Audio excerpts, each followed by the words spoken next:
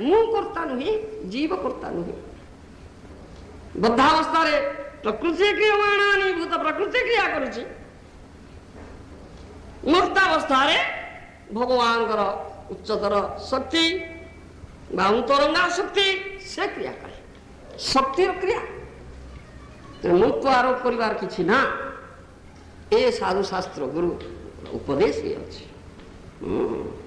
ସେଥିପାଇଁ ଭଗବାନ ଯେ ଆମର एकमात्र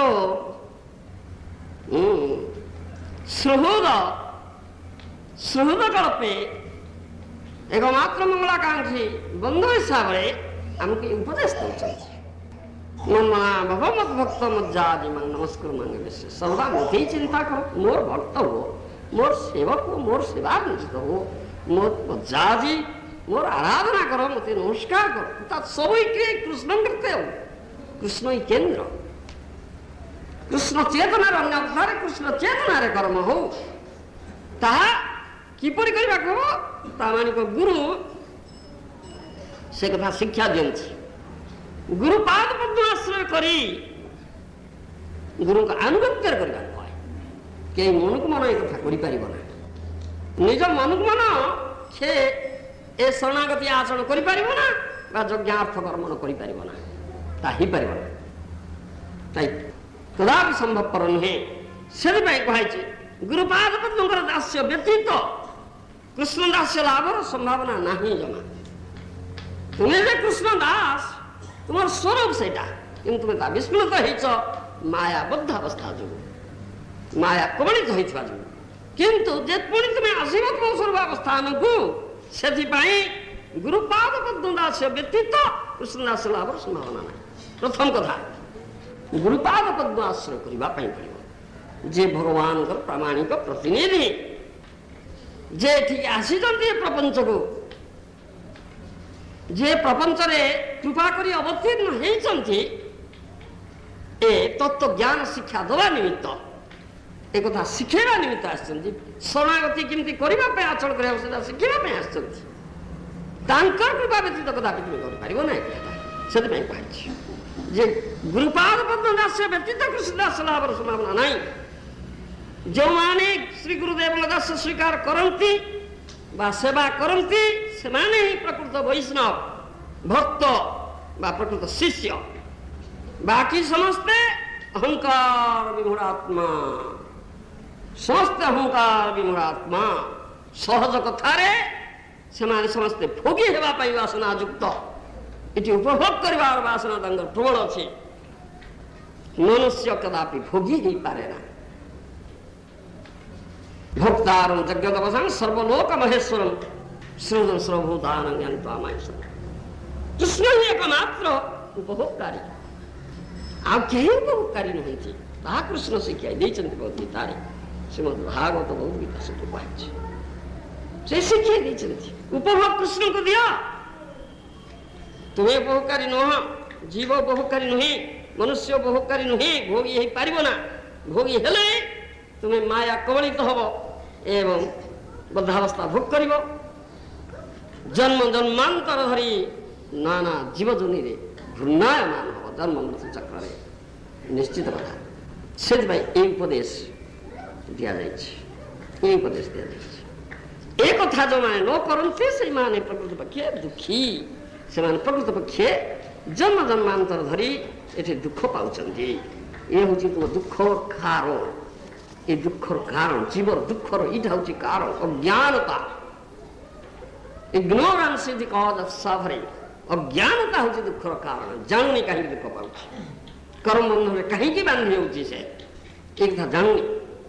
अज्ञानावृत जीव प्रकृत आनंद किपरि मिलिबो ता बुझी न पारी जागतिक अनित्य विषय भोगरे शांति पाइबार आशा करे। से बहु चेष्टा करे से ए संपर्क में बहु उपदेश श्रीमद् भागवत प्रमाण ममलन पूर्ण अमल प्रमाण मूलक ग्रंथ कृष्ण तुल्य भागवत विभु सर्वास्व भगवान वाणी अवतार होची श्रीमद् भागवत कृष्ण तुल्य विभु। तेणु भागवत रे एकादश स्कंद रे नवजोगेन्द्र संवाद रे प्रवृद्ध ऋषि संसार नित्यता संपर्क में सुंदर कथा कहते प्रथम कहते कर्माण्यरभमाणानां दुख हत्यै सुखाय च पश्येत पाक विपर्यासं मिथुनी चारिणां नृणां। अर्थात जगत जीव दुख निवृत्ति निमित्त किपरि दुख निवृत्ति हब किपरि सुख प्राप्ति हब एथिपाई कर्म करुछि किंतु विचार कले देखा जाए शाश्वत सुख परिवर्ते दुख ही से पाउछि सुख मिलुनि। नित्यार्तिदेन वित्तेन दुर्लभेन आत्ममृत्युना गृहपत्याप्त पशुभि का प्रीति साधितैश्चरै ये कथा पुणी कहते। अर्थात निरंतर दुखप्रद अधिक चेष्टा लभ्य आत्ममृत्युजनक वित्त द्वारा गृह पुत्र स्वदन पशु प्रभृति जो वस्तु संग्रह करा जाए तद्वारा मानवगण किंचित मात्र सुख लाभ हुए ना। बद्ध जीवगण नाना प्रकार अभाव अभावग्रस्त गोटे वस्तु संग्रह वस्तुर अभाव जनित दुख सामयिक निवृत्ति हेले पर मुहूर्त सहस्र सहस्र अभाव जीव को आक्रमण करे। एथिपाई जागतिक वस्तु अनुसंधान करने को गले जीव प्रकृत सुख व आनंद पाए ना। जीव प्रकृत मंगल व आनंदर संधान जाने ना। एथि जो त्रितापव्य संसार कारागार सब क्लिष्ट ये अज्ञानता ये अज्ञानता। एथिपाई ये उपदेश आमको दि जाए भगवान जे करुणामय एथिपाई आमको ये उपदेश दौरान से किपरि आमको एथर उद्धार मिलवा पड़ो प्रकृत सुख आनंद किपरि जाने पाइब तुम्हें तार एकमात्र उपाय हूँ कृष्ण एक शरणत्वाचरण सर्वधर्मान परित्यज्य माम एकम शरणं व्रज। समस्त धर्म त्याग कर एकमात्र कृष्ण एक शरणत्वाचरण कर।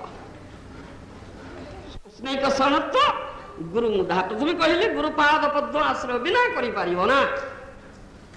शिष्यते हूँ साधिमान तंत्रपन्नम गुरुपाद पद्म आश्रय करने भगवान प्रामाणिक प्रतिनिधि जे गुरुपाद पद्म आश्रय कर पदारविंदर प्रपन्न होगापी पड़ो। गुरु शिक्षा देवे किपरि शरणागति आचरण करने पड़ो किपरि कृष्ण सेवा करने पड़ो कृष्ण भजन किपरि करने पड़ो गुरुदेव शिक्षा देवे तुम्हें मन मन कर आश्रय नया भजे ताते कृष्ण नहीं त्यजे आश्रय नया भजे ताते कृष्ण नहीं त्यजे ये कथा कह गुरुपाद पद आश्रय करके भजन करने पड़ो। आश्रय नक भजन कले भजन होए ना। भजनीय वस्तु जे कृष्ण भजन हम ना तुम्हें भजन कर।